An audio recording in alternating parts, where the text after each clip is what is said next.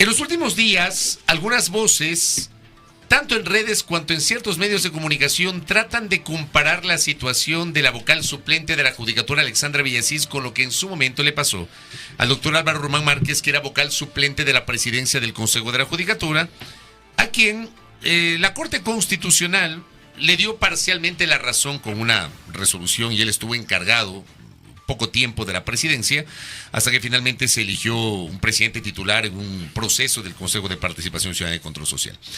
Le hemos invitado al doctor Álvaro Román para hablar de este tema y saber su visión sobre lo que está pasando con Alexandra Villasís, quien desde el 9 de febrero, pese a que ella ha presentado un certificado del SRI de que no tiene deuda tributaria, mantiene un impedimento al día de hoy, 31 de marzo, en el Ministerio de Trabajo. Doctor, bienvenido, qué gusto, ¿cómo le va? Buenos días, ¿cómo te va? Gracias, Mauricio doctor. y Andrés. Gracias, doctor, usted por la gentileza. A ver, ¿Cómo ve usted lo de la vocal suplente Alexandra Villasís? Considero que se está violando normas constitucionales y legales, ¿no? Entonces yo creo que mi experiencia es diferente porque yo estuve en un proceso de transición. Es excepcional y extraordinario, y ella en cambio está ya en un momento que se puede decir ordinario y dentro de la normalidad constitucional. Entonces, partiendo de eso.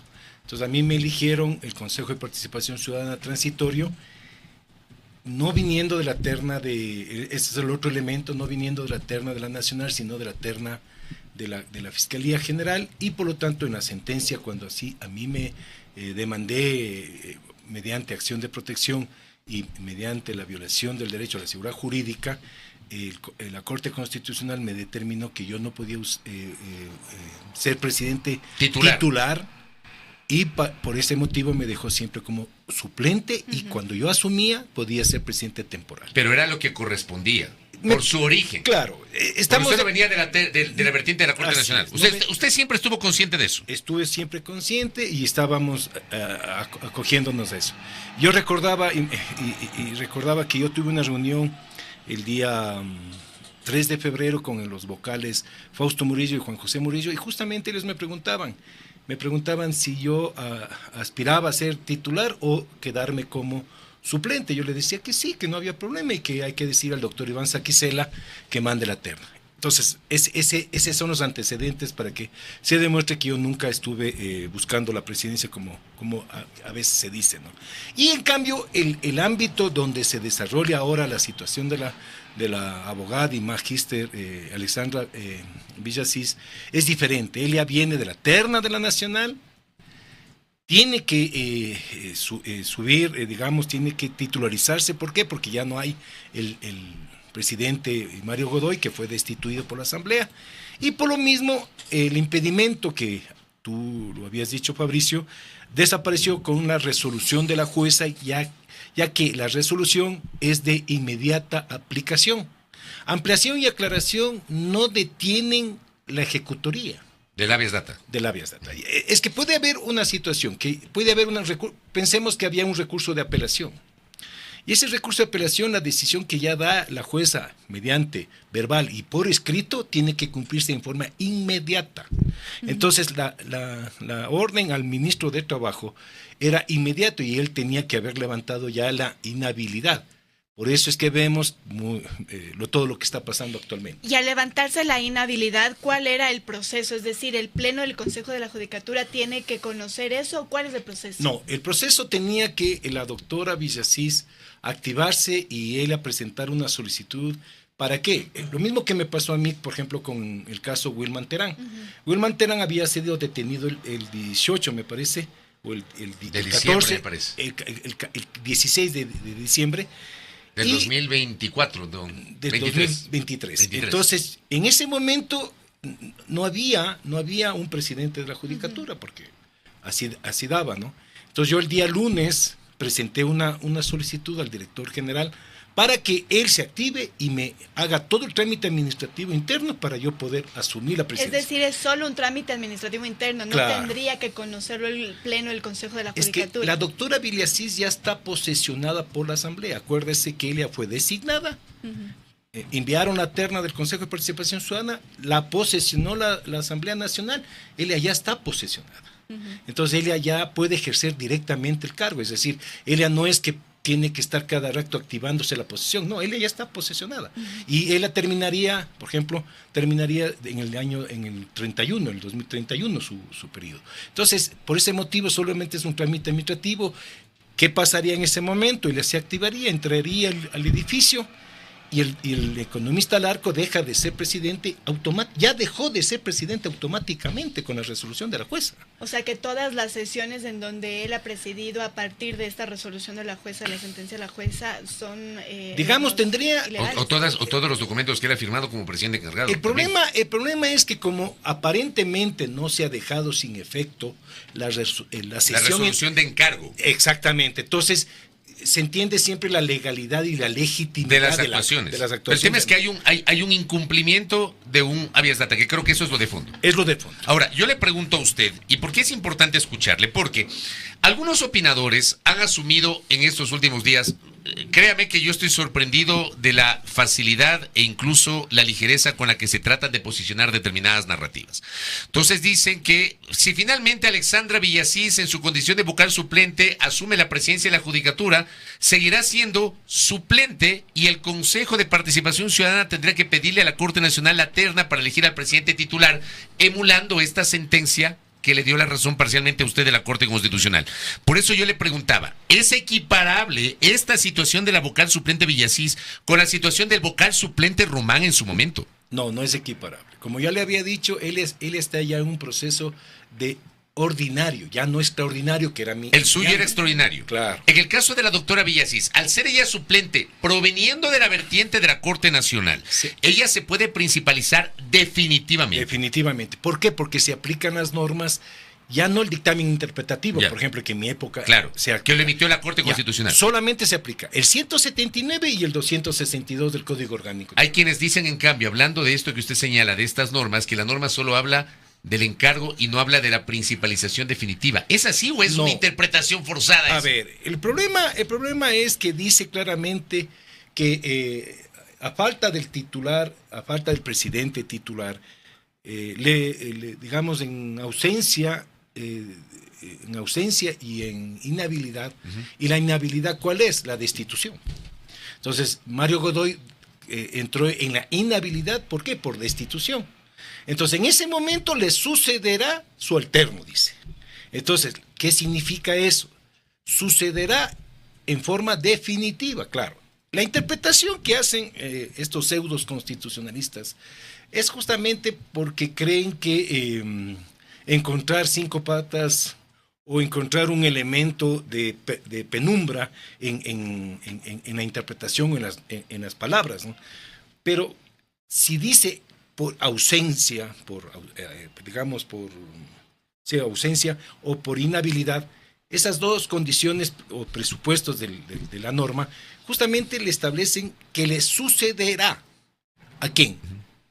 Al presidente titular. Entonces se entendería que debe asumir la presidencia.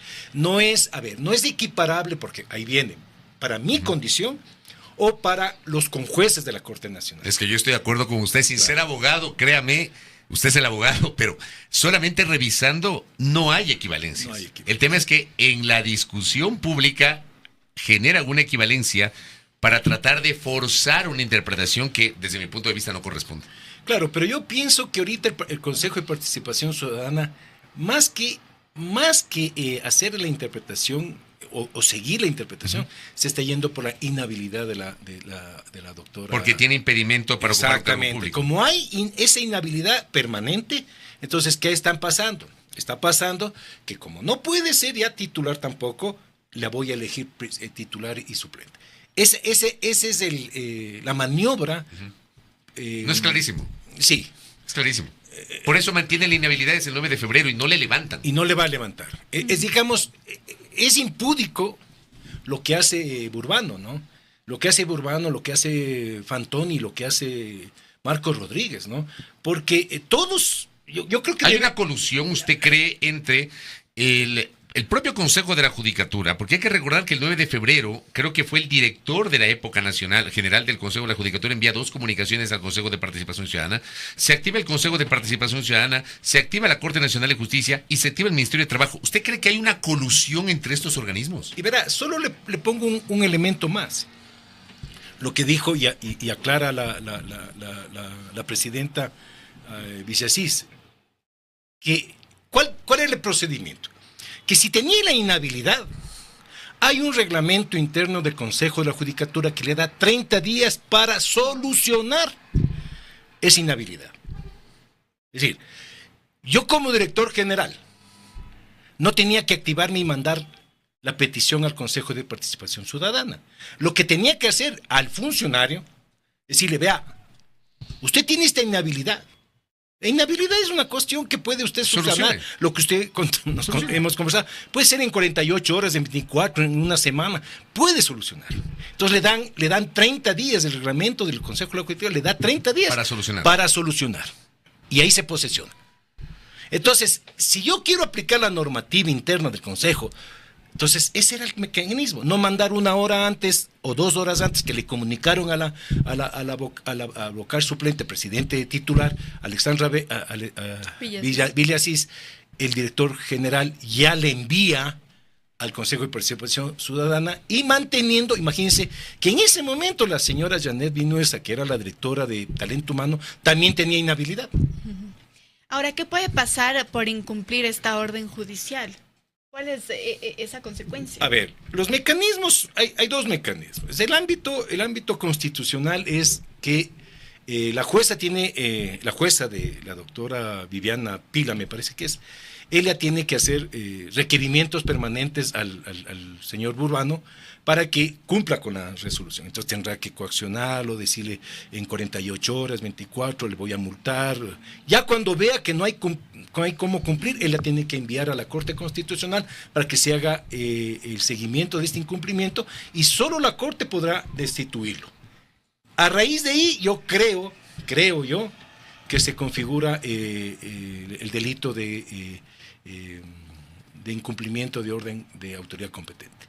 Creo yo, porque creo yo que siempre tiene que haber esta prejudicialidad constitucional, de la vía constitucional, para que se produzca el asunto penal. Eso en el Consejo de la Judicatura, pero Sí. ¿qué pasa, por ejemplo, con el Consejo de Participación Ciudadana, que a la par y en simultáneo está ya revisando ternas? Es que el Consejo de Participación, es que si vemos lo impúdico de los actos, ¿no? Porque es vergonzoso, es de todo, no tenemos ya adjetivos para poder calificar.